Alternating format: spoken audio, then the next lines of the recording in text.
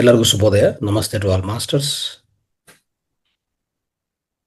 Before commencing the session, our sincere pranams to our beloved Guruji, Brahmarshi Patriji. Our great pranams to our beloved Grandmaster, Matar Babaji. My dear masters, my dear friends, my dear gods. So today we are going to start the Brahma Muhurta Sankalpa Dhyana, Sankalpa meditation for next 21 days. Of course, every 21 days that will repeat. Okay. So today we'll be discussing, we'll be sharing with you in all the 5 languages. So have some patience.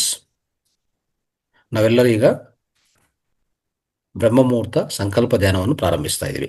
21 ದಿನಗಳ ಕಾರ್ಯಕ್ರಮ. ಇದೇ ರೀತಿಯಲ್ಲಿ ಪ್ರತಿಯೊಂದು 21 ದಿನಗಳು ಇದು repeat ಆಗ್ತಾ ಇರ್ತದೆ. Okay. So ಇದಕ್ಕೂ ಒಂದು ಪ್ರತ್ಯೇಕ ಬ್ರಹ್ಮಮುಹೂರ್ತ ಪ್ರಾಣಾಯಾಮ, ಒಂದು ಕೋಡ್ ಪ್ರಾಣಾಯಾಮ ತಂತ್ರವನ್ನು ಕಲಿಸ್ಕೊಂಡು ಅಭ್ಯಾಸ ಮಾಡಿಕೊಂಡು ತದನಂತರ ನಾವು ಶೂನ್ಯ ಧ್ಯಾನಕ್ಕೆ ಹೋಗ್ತೀವಿ. ಇವತ್ತಿಂದ ಕೇವಲ ಶೂನ್ಯ ಧ್ಯಾನ ಮಾತ್ರ ಇರ್ತದೆ. From today onwards, we are going to practice only silent meditation after the pranayama. But every day you must practice this pranayama technique. Okay, this Brahma Muhurta pranayama. It's very important, very powerful pranayama technique. Okay, the purpose of this pranayama is we have to get into alpha mode, alpha state of mind. That's very important. Any sankalpa if you do, remember this point, any sankalpa if you do in your life, you must be at alpha state. You can't be at theta state and do the sankalpa. You can't do that. You can just enter into alpha state, right? Let's see, if you just close your eyes and get into sleep, right? You close your eyes, get into sleep, that's alpha state. And also when you close your eyes, sit in the meditation posture and the thoughts are reduced, then you are into alpha state. Alpha state frequency, brain frequency operates from 9 to 13 hertz. We have to be at that frequency if you want to make any kind of sankalpa, any kind of so-called, you want to achieve anything, you want to take any decision. So that's the perfect state of mind. We must have that kind of brain waves. Okay, ಸ್ನೇಹಿತರೆ, ಈಗ ಅರ್ಥ ಆಯ್ತಲ್ಲ? So ನಾವೇನು ಮಾಡ್ಬೇಕಂದ್ರೆ, ಏನೇ ಸಂಕಲ್ಪ ಮಾಡ್ಬೇಕಂದ್ರೆ ಈ 21 ದಿನಗಳ ಕಾರ್ಯಕ್ರಮದಲ್ಲಿ ಆಗಲಿ ಮತ್ತೆ ನೆಕ್ಸ್ಟ್ 21 ದಿನಗಳಾಗಲಿ ಯಾವುದೇ ಒಂದು ಸಂಕಲ್ಪ ಮಾಡಬೇಕಂದ್ರೆ ನಮ್ಮ ಮೆದುಳಿನ ಫ್ರೀಕ್ವೆನ್ಸಿ 9 to 13 ಹೆಡ್ಜಸ್ ಅಂದರೆ ಆಲ್ಫಾ ಸ್ಟೇಟಲ್ಲಿ ಇರಬೇಕು. ಆಲ್ಫಾ ಸ್ಟೇಟಲ್ಲಿ ಇದ್ದರೆ ಮಾತ್ರ ನೀವೇನು ಸಂಕಲ್ಪ ಅಂದ್ಕೊಂಡ್ರೆ ಆ ಸಂಕಲ್ಪ ಅನ್ನೋದು ನಮ್ಮಿಂದ, ಅಂದರೆ ನಮ್ಮ ಶರೀರದಿಂದ, ಮಾನವ ವ್ಯವಸ್ಥೆಯಿಂದ ಅದು ವಿಶ್ವಕ್ಕೆ ತಲುಪಿಸ್ತದೆ. ವಿಶ್ವಕ್ಕೆ ತಲುಪಿಸ್ಬೇಕಂದ್ರೆ ಆ ಫ್ರೀಕ್ವೆನ್ಸಿ ಇರಬೇಕು. ಆಯ್ತಾ స్నేహితులారా? సో మీకు అందరికి కూడా ఈ యొక్క 21 రోజులు ఈ సంకల్ప ధ్యానాన్ని మనం ప్రారంభిస్తున్నాం బ్రహ్మముహూర్త సమయంలో. సో ఈ సమయంలో మనం చేసేటువంటి ధ్యానము మీకు అందరికి తెలుసు, చాలా ఫలవంతంగా ఉంటుంది, చాలా శక్తివంతంగా ఉంటుంది. అయితే ఈ రోజు నుంచి ఏం చేస్తున్నాం అంటే సంకల్ప ధ్యానాన్ని ప్రారంభిస్తున్నాం. ప్రతి ఒక్కరు కూడా మీకున్న సంకల్పాల్లో ఏదో ఒక సంకల్పాన్ని చేసుకోండి, సెలెక్ట్ చేసుకోండి. నేను చెప్పిన విధానంలో ఒక ప్రాణాయామ టెక్నిక్ చేసి ఆ ప్రాణాయామ టెక్నిక్ తర్వాత ఆ సంకల్పాన్ని ఎలా చేసుకోవాలి అదంతా ప్రాక్టీస్ చేస్తాం. ఆ తర్వాత సైలెంట్ మెడిటేషన్ అంటే శూన్య ధ్యానాన్ని చేసుకుంటాం. ఇది ప్రతిరోజు కూడా మీరు ప్రతిరోజు జాయిన్ అయిన తర్వాత ఇదే ప్రొసీజర్ను కంటిన్యూ చేయాలి. ఓకే. సో మళ్ళీ దాంట్లో తేడా ఉండకూడదు. సో मेरा मित्रों, हम आज से ये ब्रह्म मुहूर्त ध्यान, संकल्प ध्यान शुरू करता है. इसमें प्रतिदिन हम एक अद्भुत प्राणायाम, पावरफुल, शक्तिवंत ये प्राणायाम प्रैक्टिस करेंगे. उसके बाद ध्यान, साइलेंट ध्यान करेंगे. इसमें पहले हम क्या करता है, क्यों कोई ये प्राणायाम टेक्निक करता है ना, सो वो बहुत पावरफुल है. हम आपको सीखेंगे कैसा करने, कैसा करने के. सो वो प्रैक्टिस करने के बाद so straight away can go into silent meditation. So మిత్రులారా, సో ఈ ಪ್ರಾಣಾಯಾಮಾన్ని ఇప్పుడు ಪ್ರಾರಂಭಿದ್దాం. ಮಿತ್ರರೇ, ಈಗ ಈ ಪ್ರಾಣಾಯಾಮ ಪ್ರಕ್ರಿಯೆಯನ್ನು ನಾವು ಪ್ರಾರಂಭಿಸ್ತೀವಿ. ಅದಕ್ಕಿಂತ ಮುಂಚೆ ಒಂದು ಹೇಳಬೇಕಾಗಿರೋದು, ಈ ಬ್ರಹ್ಮ ಮುಹೂರ್ತ ಸಮಯದಲ್ಲಿ ಮಾಡುವಂಥ ಧ್ಯಾನ ಆಗಲಿ, ಈ ಸಂಕಲ್ಪ ಧ್ಯಾನ ತುಂಬ ಶಕ್ತಿವಂತವಾಗಿರುತ್ತೆ. ಏನೇನು ಕಾರಣಗಳಿರ್ತದೆ ಇದಕ್ಕೆ, ಯಾಕೆ ಮಾಡಬೇಕು ಈ ಸಮಯ? ಬ್ರಹ್ಮ ಮುಹೂರ್ತ ಅಂತಂದರೆ, ಬ್ರಹ್ಮ ಅಂದರೆ ಸೃಷ್ಟಿಕರ್ತ ಸಮಯ ಇದು. ಅರ್ಥ ಆಯ್ತಾ? ಈ ಸಮಯ 3 ಗಂಟೆಯಿಂದ 6 ಗಂಟೆವರೆಗೆ ಇರುತ್ತೆ. ಆದರೆ ನಾವೇನು ಮಾಡಿದ್ವಿ ಅಂದರೆ, ಎಲ್ಲರಿಗೂ ಅನುಕೂಲ ಆಗಲಿ ಅಂತ ಹೇಳ್ಬಿಟ್ಟು ಈ ಸಮಯವನ್ನು 4ರಿಂದ 5ಕ್ಕೂ ಈ 1 ಗಂಟೆ ಸಮಯ ನಾವು ಇದಕ್ಕೂ ಆಯ್ಕೆ ಮಾಡಿಕೊಂಡಿದ್ವಿ. ಇಲ್ಲಿ ಪ್ರತ್ಯೇಕವಾಗಿ ಸ್ವಲ್ಪ ಪ್ರಕ್ರಿಯೆಗಳು ನಡೀತದೆ ಈ ಸಮಯದಲ್ಲಿ, ನಮ್ಮ ಇಡೀ ವಿಶ್ವದಲ್ಲಿ. ನೆನ್ಪಿಟ್ಕೊಳ್ಳಿ, ಈ ಬ್ರಹ್ಮಮುಹೂರ್ತ ಸಮಯದಲ್ಲಿ ಹೇರಳವಾದ విశ్వశక్తి లభ్యవాగತ್ತೆ. అంటే అద్భుతమైన విశ్వశక్తి లభిస్తుంది. ಇನ್ನೊಂದೇನೆಂದರೆ, ಈ ಸಮಯದಲ್ಲಿ ನಮ್ಮ ಮಾನವ ದೇಹದಲ್ಲಿ 3 ಗಂಟೆಯಿಂದ 5 ಗಂಟೆವರೆಗೂ ನಮ್ಮ ಶ್ವಾಸಕೋಶಗಳ ನಿರ್ವಿಷೀಕರಣ ಆಗ್ಬೋದು, ಇಲ್ಲಾಂದರೆ ಶಕ್ತೀಕರಣ ಪ್ರಕ್ರಿಯೆ ನಡೀತಾ ಇರ್ತದೆ. Try to understand, this is a period where your lungs gets cleansed, your lungs work at the peak state. The period is 3 to 5 o'clock. So at this time, you do any pranayama or you do any kind of breathing exercise, which will be much powerful.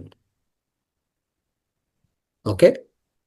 ಅಂದರೆ ಈ ಸಮಯದಲ್ಲಿ ನೀವು ಮಾಡುವಂಥ ಪ್ರಾಣಾಯಾಮ ಆಗಲಿ, ಧ್ಯಾನ ಆಗಲಿ ತುಂಬ ಶಕ್ತಿವಂತವಾಗಿರುತ್ತೆ. ಅದಕ್ಕೋಸ್ಕರ ನಾವು ಈ ಬ್ರಹ್ಮ ಮುಹೂರ್ತದಲ್ಲಿ ಇಂಥ ಪ್ರಕ್ರಿಯೆಯನ್ನು ಮಾಡಬೇಕಾಗತ್ತೆ. ಆಯಿತಾ? ಇನ್ನೊಂದೇನೆಂದರೆ, ಈ ಸಮಯದಲ್ಲಿ ಈಗಾಗಲೇ ನಾವು ನಿದ್ದೆಯಿಂದ ಎಚ್ಚರಿಕೆ ಸ್ಥಿತಿಗೆ ಬರ್ತೀವಲ್ಲ, ಖಂಡಿತ ಏನಾಗುತ್ತೆ, ಮನಸ್ಸು ತುಂಬ ಶೂನ್ಯವಾಗಿರುತ್ತೆ, ಹೆಚ್ಚು ಆಲೋಚನೆಗಳು ಯಾವುದು ಇರೋದಿಲ್ಲ. ನಾವು ಯಾವಾಗ ಈ ಪ್ರಾಣಾಯಾಮ ಶುರು ಮಾಡ್ತೀವೋ, ಈಗ ನಾವು ಹೇಳುವಂಥ ಪ್ರಾಣಾಯಾಮ ಶುರು ಮಾಡ್ತೀವೋ, ಈ ಪ್ರಾಣಾಯಾಮದಲ್ಲಿ ಆದಷ್ಟು ಏನಾಗುತ್ತೆ, ನೇರವಾಗಿ ನಮ್ಮ ಪ್ಯಾರಾಸಿಂಪಥೆಟಿಕ್ ನರ್ವ್ ಸಿಸ್ಟಮನ್ನು ಆಕ್ಟಿವೇಟ್ ಮಾಡೋದು ಅತಿ ಸುಲಭ ಆಗತ್ತೆ ಈ ಪ್ರಾಣಾಯಾಮ ಮಾಡುವಾಗ. ಆಯಿತಾ? ಸೊ ಅದಕ್ಕೋಸ್ಕರವೇ ಈ ಪ್ರಾಣಾಯಾಮ ಮಾಡಿಕೊಂಡಿದ್ರೆ ನಾವು ನಮ್ಮ ಮೆದುಳಿನ ಫ್ರೀಕ್ವೆನ್ಸಿ ಚೇಂಜ್ ಮಾಡ್ಕೊತೀವಿ. ಪ್ಯಾರಾಸಿಂಪಥೆಟಿಕ್ ನರ್ವಸ್ ಸಿಸ್ಟಮನ್ನು ಆಕ್ಟಿವೇಟ್ ಮಾಡ್ಕೊಳ್ಳುವಾಗ ದೇಹ ತನ್ನಂತ ತಾನೇ ಆ ರಿಲ್ಯಾಕ್ಸೇಷನ್ ಮೋಡ್ಗೆ ಹೋಗುತ್ತೆ. ಆ ರಿಲ್ಯಾಕ್ಸೇಷನ್ ಮೋಡಲ್ಲಿ ನಾವು ಅತಿ ಸುಲಭವಾಗಿ ಧ್ಯಾನಕ್ಕೆ ಎಂಟರ್ ಆಗ್ಬೋದು. ಆವಾಗ ಧ್ಯಾನ ಪ್ರಾರಂಭಿಸೋಕೆ ಮುಂಚೆ ನೀವು ಮಾಡುವಂಥ ಆ ಪರ್ಟಿಕ್ಯುಲರ್ ಸಂಕಲ್ಪ ಏನಿದೆಯೋ ಅತಿ ಸುಲಭವಾಗಿ, ಅತಿ ನೇರವಾಗಿ ವಿಶ್ವಕ್ಕೆ ತಲುಪಿಸ್ತದೆ. ಆಯಿತಾ? ಸೊ ಯಾಕಂದರೆ ಪ್ರತಿಯೊಂದು ವೈಬ್ರೇಷನ್ ಈ ವಿಶ್ವದಲ್ಲಿ ಕೆಲಸ ಮಾಡೋದೇ ವೈಬ್ರೇಷನ್ದ ಕೆಲಸ ಆಗ್ತದೆ. ನೆನಪಿಟ್ಕೊಳ್ಳಿ, without vibration there is nothing in this universe. ನೀವು ಈ ಬ್ರಹ್ಮಮುಹೂರ್ತ ಸಮಯದಲ್ಲಿ ಕೂತ್ಕೊಂಡು ನಾವು ರಿಲ್ಯಾಕ್ಸೇಷನ್ ಮೋಡ್ಗೆ ಹೋಗಿ ನಾವು ಆಜ್ಞಾಚಕ್ರವನ್ನು ಆಕ್ಟಿವೇಟ್ ಮಾಡಿಕೊಂಡು ಆ ಆಜ್ಞಾಚಕ್ರದಿಂದ ನಾವು ಏನು ಮಾಡ್ತೀವಿ, ಈ ಸಂಕಲ್ಪವನ್ನು ವಿಶ್ವಕ್ಕೆ ತಲುಪಿಸ್ತೀವಿ. ಅದು ಹೇಗೆ ಅಂತ ಪ್ರಾಕ್ಟೀಸ್ ಮಾಡೋಣ, ಆಯ್ತಾ? ಸೊ ಎನಿ ಆಜ್ಞೆ means command, order. From where you have to generate your sankalpa, that means your order, your command, you must generate from Agnya Chakra. If you generate any command from here, this will directly go to the universe. Remember one thing, in our human body, at the Agnya Chakra, there is something called pineal gland. So, the pineal gland, whenever we practice this pranayama, the pineal gland will come into activation. Since the pineal gland gets activated, so you will be putting into operation. If you do any kind of a sankalpa or this command or order from this Agnya Chakra, this will straight away the vibrations goes into the universe. That will match with the what exactly you are looking for, what you are aiming for, that will get fulfilled. Understand? So ಸ್ನೇಹಿತರೆ, ಇದೇನಾಗುತ್ತೆ, ನಾವು ಪ್ರತಿದಿನ ಈ ಪ್ರಾಣಾಯಾಮ ಮಾಡುವಾಗ ನಾವು ಏನೇ ಸಂಕಲ್ಪ ಹೇಳ್ಕೊಂಡು, ಒಂದೇ ಸಂಕಲ್ಪ 21 ದಿನ ಪದೇ ಪದೇ ಚೇಂಜ್ ಮಾಡ್ಕೋಬೇಡಿ. ಒಂದು ಸಂಕಲ್ಪವನ್ನೇ ಸೆಲೆಕ್ಟ್ ಮಾಡ್ಕೊಳ್ಳಿ, ಆಯ್ತಾ?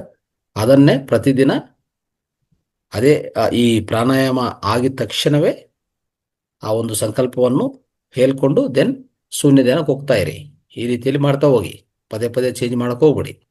21 ದಿನಗಳು ಆದಮೇಲೆ ಚೆಕ್ ಮಾಡ್ಕೊಳ್ಳೋಣ. ನಾವೆಲ್ಲರೂ ಮತ್ತೆ ಈ ಥರ ಸೇರ್ತಾ ಇರ್ತೀವಿ. ಅವಾಗ will check so overall having what kind of aims or wishes fulfilled ಅಂತ ನಾವು ಚೆಕ್ ಮಾಡ್ಕೊಳ್ಳೋಣ. ಸೊ ಒಂದು ಫೀಡ್ಬ್ಯಾಕ್ ಪ್ರೋಗ್ರಾಮ್ ಮಾಡಿಕೊಂಡು ಮತ್ತೆ ಇನ್ನೊಂದು 21 ದಿನಗಳ ಕಾರ್ಯಕ್ರಮದಲ್ಲಿ ಇನ್ನೊಂದು ಏನೇ ಸಂಕಲ್ಪ ಇದ್ರೆ ಇನ್ನೊಂದು ಸಂಕಲ್ಪವನ್ನು ಶುರು ಮಾಡ್ಕೊಳ್ಳಿ, ಪ್ರಾರಂಭಿಸ್ಕೊಳ್ಳಿ. ಈ ರೀತಿಯಲ್ಲೇ ಮಾಡ್ತಾ ಹೋಗೋಣ, ನೆನ್ಪಿಟ್ಕೊಳ್ಳಿ, ಆಯ್ತಾ? ನೆಕ್ಸ್ಟ್, ಸೊ ನಾವು ಮಾಡುವಂಥ ಸಂಕಲ್ಪ ಪ್ರತಿದಿನ ಈ ಆಜ್ಞಾ ಚಕ್ರವನ್ನು ಆಕ್ಟಿವೇಟ್ ಮಾಡಿಕೊಂಡು ಅಲ್ಲಿಂದನೇ ಆ ಸಂಕಲ್ಪವನ್ನು ಯೂನಿವರ್ಸ್ಗೆ ತಲುಪಿಸ್ತೀವಿ. ಯಾಕಂದರೆ ನೆನ್ಪಿಟ್ಕೊಳ್ಳಿ, ನಮಗೆ ಆಜ್ಞಾ ಚಕ್ರ ಹತ್ರ ಪೀನಿಯಲ್ ಗ್ಲ್ಯಾಂಡ್ ಇರುತ್ತೆ. ಪೀನಿಯಲ್ ಗ್ಲ್ಯಾಂಡು ಒಂದು ಆ್ಯಂಟಿನ ಥರ. ಅದು ಆ್ಯಂಟಿನ ಹೇಗೆ ಕೆಲಸ ಮಾಡ್ತದೋ ನಮ್ಮ ದೇಹದಲ್ಲಿ ಪೀನಿಯಲ್ ಗ್ಲ್ಯಾಂಡ್ ಅದೇ ರೀತಿಯಲ್ಲಿ ಕೆಲಸ ಮಾಡುತ್ತೆ. ಸೊ ಅವಾಗ ನಾವು ಏನೇ ಹೇಳಬೇಕಂದ್ರೆ, ಏನೇ ಯೂನಿವರ್ಸ್ ತಲುಪಿಸ್ಬೇಕಂದ್ರೆ, ಆ ವೈಬ್ರೇಷನ್ ತಲುಪಿಸ್ಬೇಕಂದ್ರೆ ಪೀನಿಯಲ್ ಗ್ಲ್ಯಾಂಡಿಂದಲೇ ತಲುಪಿಸ್ಬೇಕಾಗತ್ತೆ, ಆಯಿತಾ? ಸೊ ಇಲ್ಲಿ ಒಂದು ಬ್ರೀದಿಂಗ್ ಟೆಕ್ನಿಕ್ಕು, ಆಯಿತಾ?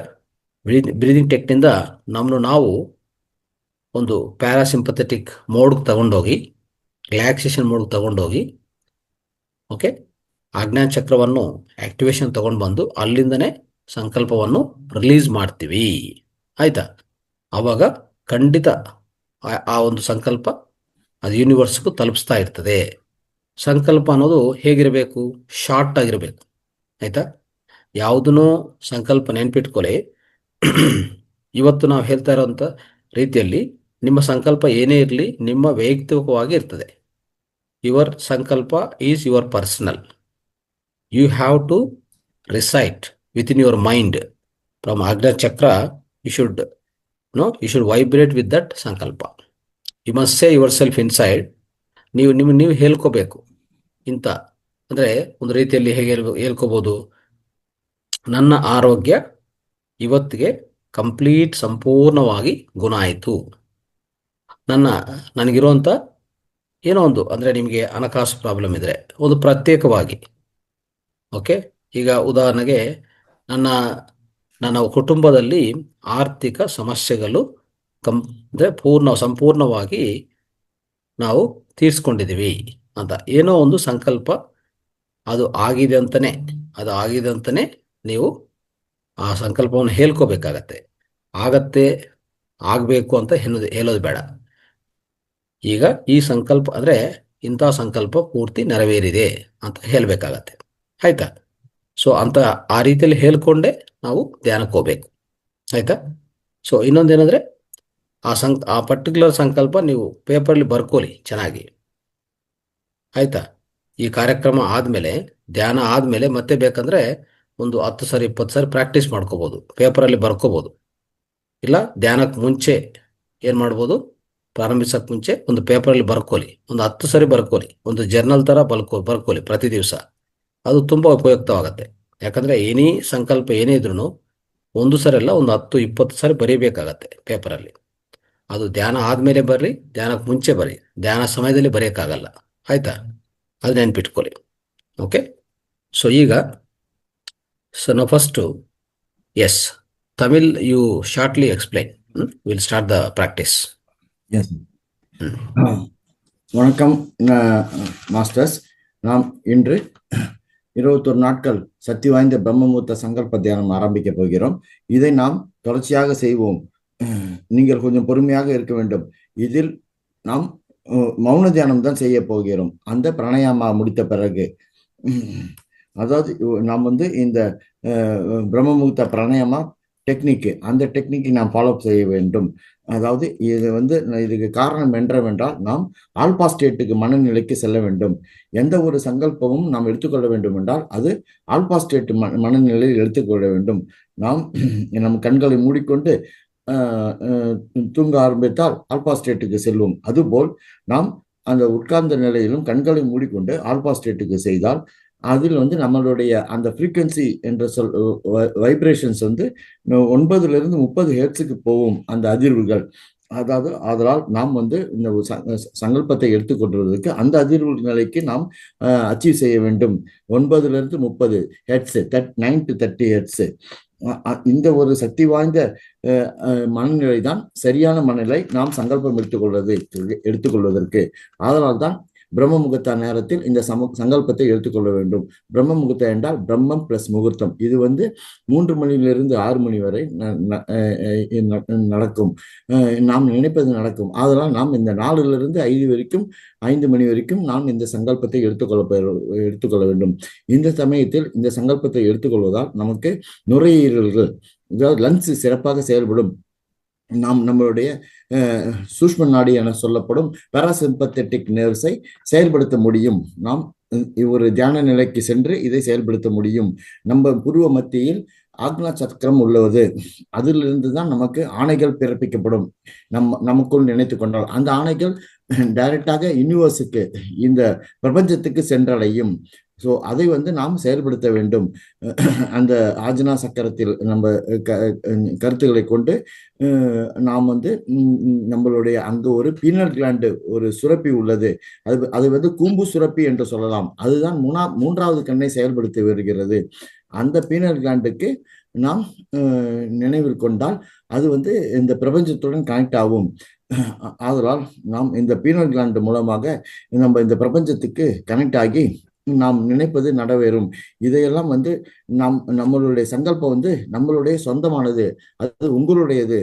அதை நீங்கள் மனதுக்குள் நினைத்துக் கொள்ள வேண்டும். நமக்கு நல்ல உடல்நலை வேண்டும், நல்ல ஒரு சொந்தங்கள் வேண்டும், நல்ல ஒரு வேலை பணிபுரியும் அட்மாஸ்பியர் வேண்டும் என்று மனதுக்குள் நினைத்து கொண்டால் அதை நாம் மனதுக்குள்ளே ரிசைட் செய்ய வேண்டும். மனதுக்குள்ளே சொல்லிக்கொண்டால் அது நமது வாழ்க்கையில் நடக்கும். அதை நாம் ரிசல்ட்டை செக் பண்ணலாம். நல்ல உடல்நல வேண்டும் என்று நாம் வேண்டிக் கொண்டாலும், நல்ல ஒரு சம்பாத்தியம் வேண்டும் என்று வேண்டிக் கொண்டாலும் அது நடக்கும். Sir, Right. So, okay, friends, now, so everybody write down in a piece of paper, what is your sankalpa exactly. Okay. How to write the sankalpa? I am healthy and wealthy. I am okay. I am perfectly okay in my health and wealth. Otherwise, my relationships with my family and friends is perfectly all right. Thanks to universe, thanks to universe, thanks to universe. ಆಯ್ತಾ? ಈ ರೀತಿಯಲ್ಲಿ ಕನ್ನಡದಲ್ಲಿ ಹೇಳ್ತೀನಿ. ನನ್ನ ಆರೋಗ್ಯ, ನನ್ನ ಸಂಪದೆ ತುಂಬ ಪ್ರಬಲವಾಗಿದೆ, ತುಂಬ ಶಕ್ತಿವಂತವಾಗಿದೆ. ಇಲ್ಲಾಂದರೆ ನನ್ನ ಸಂಬಂಧಗಳು ನನ್ನ ಕುಟುಂಬ ಜೊತೆಗೆ, ನಮ್ಮ ಸ್ನೇಹಿತರ ಜೊತೆಗೆ ಅದ್ಭುತವಾದ ರೀತಿಯಲ್ಲಿ ಇದೆ. ಈ ವಿಶ್ವಕ್ಕೆ ಕೃತಜ್ಞತೆಗಳು ಕೃತಜ್ಞತೆಗಳು ಕೃತಜ್ಞತೆಗಳು ಅಂತ ಆ ರೀತಿಯಲ್ಲೇ ಬರ್ಕೋಬೇಕು. ಅದು ನಿಮ್ಮ ಪೇಪರಲ್ಲಿ ಬರ್ಕೊಳ್ಳಿ. ನಿಮ್ಗೆ ಏನು ಬೇಕೋ ಅದು. ನಿಮ್ಮ ಮನೆಯಲ್ಲಿ ಪರ್ಟಿಕ್ಯುಲರ್ ಆಗಿ ನಿಮ್ಮ ಏನೇ ತೊಂದರೆ ಇದ್ರು ಅದು ಆಗಿದೆ ಅಂತಾನೆ ಬರ್ಕೊಂಡು ಕೆಳಗಡೆ ಲಾಸ್ಟಲ್ಲಿ ಸಂಕಲ್ಪ ಹೇಳುವಾಗ ಹಿಂಗೆ ಹೇಳ್ಬೇಕು. ಅರ್ಥ ಆಯ್ತಾ? ನೀವು ಈ ಪ್ರಾಣಾಯಾಮ ಟೆಕ್ನಿಕ್ ಆದಮೇಲೆ ಆಯ್ತಾ, ನಾವು ಹೇಳ್ತಾ ಹೋಗ್ತೀವಿ ಹೇಗೆ ಹೇಳೋದು ಅಂತ. ಆ ಹೇಳಿ ಅಂತ ಮೇಲೆ ಆ ಸಂಕಲ್ಪ ಹೇಳುವಾಗ ಈ ರೀತಿಲಿ ಇರಬೇಕು. ಸಂಕಲ್ಪ ಒಂದೇ ಒಂದು ಲೈನಲ್ಲಿ ಹೇಳ್ಕೊಂಡು ಲಾಸ್ಟಲ್ಲಿ ಈ ವಿಶ್ವಕ್ಕೆ ಕೃತಜ್ಞತೆಗಳು ಕೃತಜ್ಞತೆಗಳು ಕೃತಜ್ಞತೆಗಳು. So we have to express our sincere thanks to the universe. ಇದು ನೆನ್ಪಿಟ್ಕೊಳ್ಳಿ, ಆಯ್ತಾ? ಈಗ ಬ್ರಹ್ಮಮುಹೂರ್ತ ಪ್ರಾಣಾಯಾಮದಿಂದ ಶುರು ಮಾಡೋಣ. ನೋಡಿ, ಇಲ್ಲಿ ಹಾಕಿನಿ ಮುದ್ರಾ. ಹಾಕಿನಿ ಮುದ್ರಾ ಅಂದರೆ ಹೇಗೆ ಮಾಡೋದು ನೋಡ್ಕೊಳ್ಳಿ. ಹೀಗೆ ಎಲ್ಲ ಬೆರಳು ಕಾಣಿಸ್ತಾ ಇದೆಯಾ? Is it visible like this? Yes, sir. Keep in the everybody Yes, sir. come to the Hakini Mudra like this. Then keep it in your lap. ನಿಮ್ಮ ಮಡ್ಲಲ್ಲಿ ಇಟ್ಕೊಳ್ಳಿ. Keep it down. ಪ್ರತಿ ಒಕ್ಕರು ಕೂಡ ఇలా పెట్టుకోండి. ಹಾಕಿನಿ ಮುದ್ರలో పెట్టుకొని ఇలా పెట్టుకోవాలి. మీ యొక్క ఒళ్ళో పెట్టుకోవాలి. ఓకే, ಹಾಕಿನಿ ಮುದ್ರ. ಸ್ಟ್ರೈಟ್ ಆಗಿ ಕೂತ್ಕೊಳ್ಳಿ. Sit straight. So your back must be straight. ನಿಮ್ಮ ಬೆನ್ನು ಮೂಲೆ ನಿಟಾರಾಗಲಿ. ಯಾವುದೇ ಬೆಂಡ್ ಮಾಡ್ಕೋಬೇಡಿ, ಆಯ್ತಾ? ಈಗ ಇಲ್ಲಿ ಇಲ್ಲಿ ನಾವು ಒಂದು ಪ್ರಾಣಾಯಾಮ ಟೆಕ್ನಿಕ್ ಅಂದ್ರೆ ಒಂದು ಬ್ರೀತಿಂಗ್ ಎಕ್ಸಸೈಸ್. ಇದೇನಂತ ಕರಿತೀವಿ? ಆಳವಾದ ಶ್ವಾಸ ಪ್ರಕ್ರಿಯೆ, ಡೀಪ್ ಬ್ರೀತಿಂಗ್ ಎಕ್ಸಸೈಸ್. ಅದು ಯಾವ ರೀತಿಯಲ್ಲಿ ಮಾಡಬೇಕು? ಈಗ ಇಟ್ಕೊಂಡು 4 ಕೌಂಟ್ ಬ್ರೀತಿಂಗ್ ತಗೊಂಡೋದು, 4 ಕೌಂಟು ಬ್ರೀತಿಂಗ್ ಅನ್ನು ನಿಲ್ಲಿಸೋದು, 8 ಕೌಂಟು ಬ್ರೀತಿಂಗು ಆಚೆ ಕಡೆ ಬಿಡೋದು. You have to take the breathing 4 counts, 4 seconds. 4 seconds you have to hold. 8 seconds you have to leave the breath. Long breath. Okay? 4, 4, 8.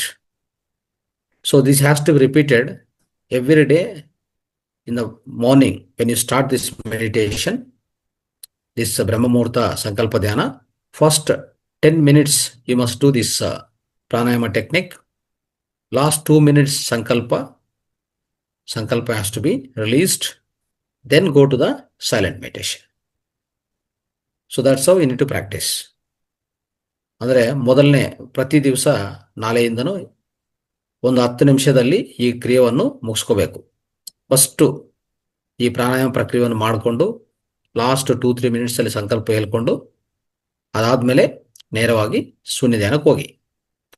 ಈಗ ನೋಡ್ಕೊಳ್ಳಿ, ಹೀಗೆ ಕೂತ್ಕೊಂಡಿದ್ವಲ್ಲ, ಈ ಪ್ರಾಣಾಯಾಮ ಶುರು ಮಾಡೋಕ್ಕೆ ಮುಂಚೆ ಓಕೆ ನಾವು ಇನ್ನೊಂದು ಮುದ್ರಗಳೊಂದು ಹಾಕ್ಕೊಳ್ಳೋಣ.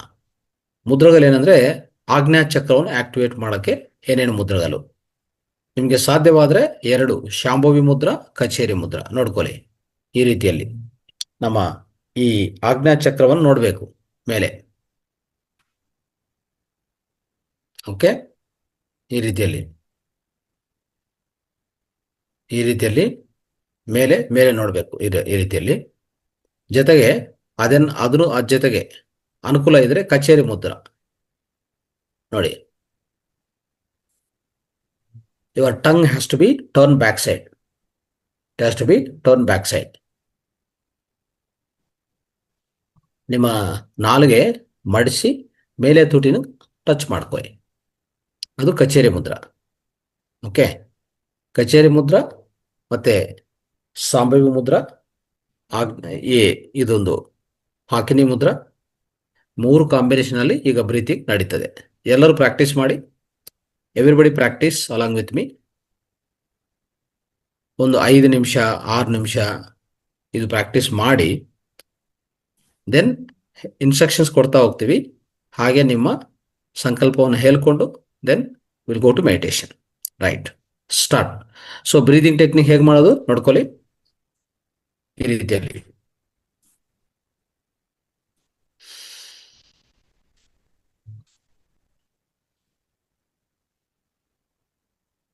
ಎರಡು ಸಾಧ್ಯವಲ್ಲ ಅಂದ್ರೆ ಒಂದು ಸಾಂಬವಿ ಮಾಡ್ಕೊಳ್ಳಿ, ಇಲ್ಲ ಕಚೇರಿ ಮಾಡ್ಕೊಳ್ಳಿ. ಎರಡು ಸಾಧ್ಯವಿದ್ರೆ ಎರಡು ಸಾಧ್ಯ, ಯಾರಿಗೆ ಸಾಧ್ಯವಾಗುತ್ತೋ ಅವ್ರು ಮಾಡ್ಕೊಳ್ಳಿ. Okay, if it is okay for you, Shambhavi mudra, Khechari mudra, Hakini mudra and breathing. Breathing is 4 count, 4 count hold, 8 count leave. Okay, ಆ ರೀತಿಯಲ್ಲಿ ಸ್ಟಾರ್ಟ್ ಮಾಡಿ. ಒಂದು 5 ನಿಮಿಷ ಮಾಡ್ತಾ ಹೋಗಿ. ನಾನು ಹೇಳ್ತಾ ಇರ್ತೀನಿ ಇನ್ಸ್ಟ್ರಕ್ಷನ್ಸ್ ಅದ್ರ ಪ್ರಕಾರ. ಯಾವಾಗ ಸಂಕಲ್ಪ ಹೇಳ್ತೀವೋ ಅವಾಗ ಸಂಕಲ್ಪವನ್ನು ಪ್ರಾರಂಭಿಸೋಣ. Okay, done, start.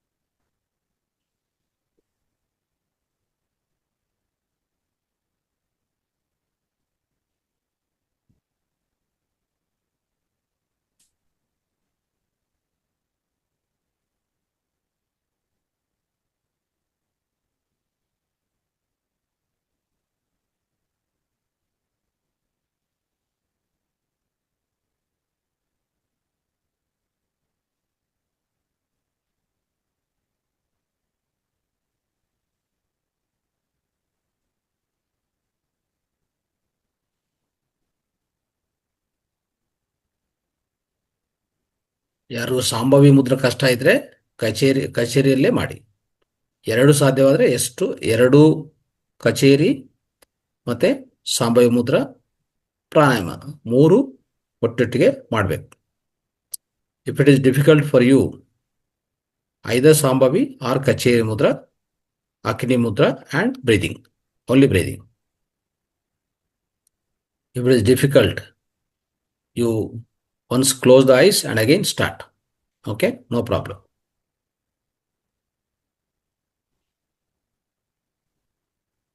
ನಮ್ಮ ಗುರಿ ಲಕ್ಷ್ಯ ಏನಂತಂದ್ರೆ ಆಜ್ಞಾ ಚಕ್ರವನ್ನು ಒಂದು ಬಲವಾಗಿ ಪ್ರಚೋದನೆ ಮಾಡೋದು. ಈ ರೀತಿಯಲ್ಲಿ ಪ್ರಚೋದನೆ ಆಗತ್ತೆ. ತದನಂತರ ನಾವು ಸಂಕಲ್ಪವನ್ನು ಹೇಳೋದು. ಅದಕ್ಕೋಸ್ಕರವೇ ಕೇಚರಿ ಮುದ್ರಾ, ಸರಿ, ಕೇಚರಿ ಮುದ್ರಾ. ಕೇಚರಿ ಮುದ್ರಾನು ಇಲ್ಲ ಅಂದ್ರೆ ಸಂಭಾವಿ ಮುದ್ರಾ, ಏನು ಬೇಕಂದ್ರೆ ಒಂದು ಮಾಡಿ, ತೊಂದರೆ ಇಲ್ಲ. ಇಲ್ಲ ಎರಡು ಮಾಡಿದ್ರೆ ಎರಡು, ಸಾಧ್ಯವಾದ್ರೆ ಎರಡು ಮಾಡಿ, ಕೇಚರಿ ಮುದ್ರಾ ಮತ್ತು ಸಂಭಾವಿ ಮುದ್ರಾ.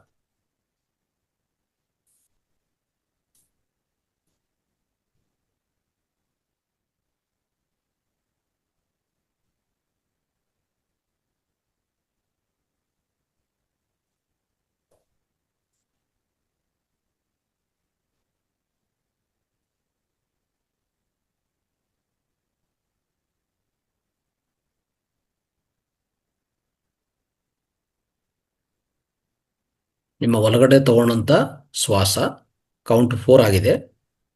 ಮತ್ತೆ ನಿಲ್ಲಿಸೋದು 4, ಬಿಡೋದು 8. ಅಂದ್ರೆ ನೀವು the in breathing that is inhalation must be always lesser than the exhalation. Your exhalation must be longer than the inhalation. Keep practicing.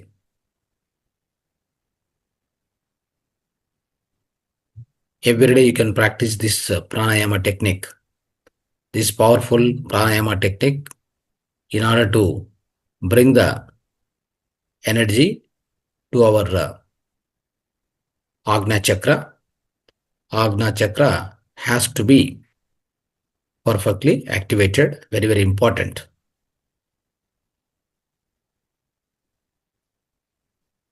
Any command, any sankalpa has to be made from the Agna Chakra. That is why these mudras along with the pranayama. Do it as much as possible, you try. Okay, it's very important.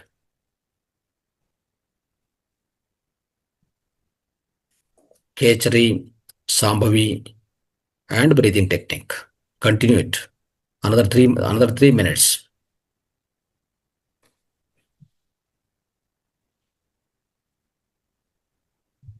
If you are not able to do continuously also, try it. Try it again and again. The first day, from tomorrow also, you can keep trying this.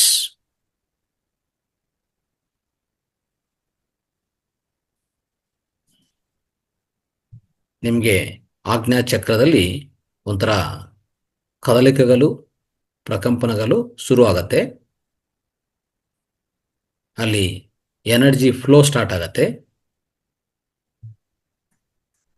ಯಾಕಂದ್ರೆ ಸಾಂಭವಿ ಮುದ್ರಾ, ಕೇಚರಿ ಮುದ್ರೆಯಿಂದ ಇದು ತುಂಬಾ ಅದ್ಭುತವಾದ ರೀತಿಯಲ್ಲಿ ಪ್ರಕ್ರಿಯೆ ಆಗ್ತಾ ಇರ್ತದೆ.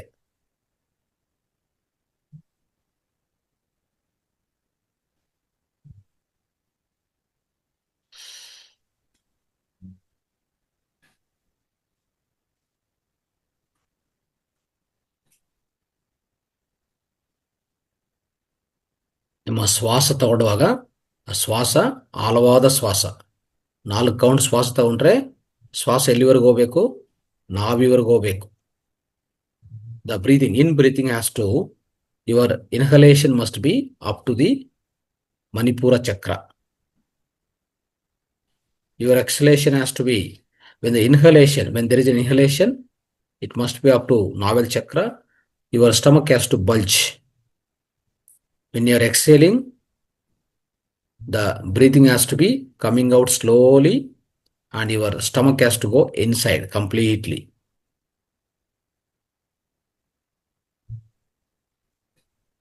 You have sensation at the stomach. Stomach comes out, stomach goes in. Your breathing has to be, ನಿಮ್ಮ ಶ್ವಾಸ ಪ್ರಕ್ರಿಯೆ ತುಂಬಾ ಆಳವಾದಿರಬೇಕು. ನಿಮ್ಮ ಹೊಟ್ಟೆ ಶ್ವಾಸ ಯಾವಾಗ ಪೂರ್ತಿ ಡೀಪ್ ಶ್ವಾಸ ತಗೊಂತೀವೋ ಹೊಟ್ಟೆ ಮೇಲೆ ಬರಬೇಕು, ಅಲ್ಲಿ ಹೋಲ್ಡ್ ಮಾಡಿ ಮತ್ತೆ ಶ್ವಾಸ ಬಿಡುವಾಗ ಹೊಟ್ಟೆ ಪೂರ್ತಿ ಹೊರಗಡೆ ಹೋಗ್ಬೇಕಾಗತ್ತೆ. ಆ ರೀತಿಯಲ್ಲೇ ಮಾಡ್ತಾ ಹೋಗ್ಬೇಕು. Okay,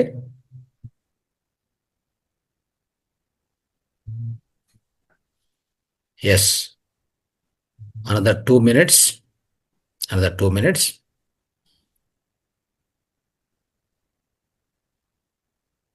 If it is not possible for you, do only Sambhavi or do only Kechari. Anyone along with the breathing. Okay, no issues.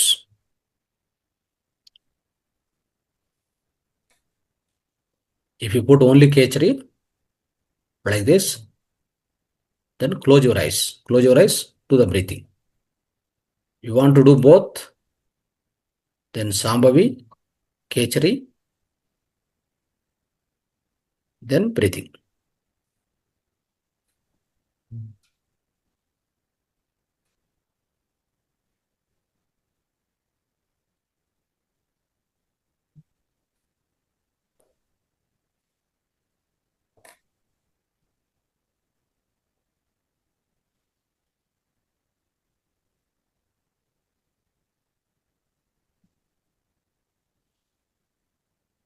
In Sambhavi Mudra, you are lifting your eyes, seeing at the, you are seeing or you are sighting. Your sight or seeing must be at the Agnya Chakra. You have to, ನೀವು ಸಾಂಭವಿ ಮುದ್ರದಲ್ಲಿ 2 ಕಣ್ಣುಗಳ ಮೇಲೆ ಎತ್ತಿ 2 ಕಣ್ಣುಗಳ ಮಧ್ಯದಿಂದ ಆ ಕಣ್ಣುಗಳ ಮಧ್ಯೆ ಭ್ರೂ ಮಧ್ಯದಲ್ಲಿ ನೋಡ್ತಾ ಇರಬೇಕು. ಅದೇ ಸಾಂಭವಿ ಮುದ್ರಾ. ಆಜ್ಞಾ ಚಕ್ರವನ್ನು ನೋಡ್ತಾ ಇರೋದು, ಅದು ಸಾಂಭವಿ ಮುದ್ರಾ ಅಂತ ಹೇಳ್ತೀವಿ ನಾವು.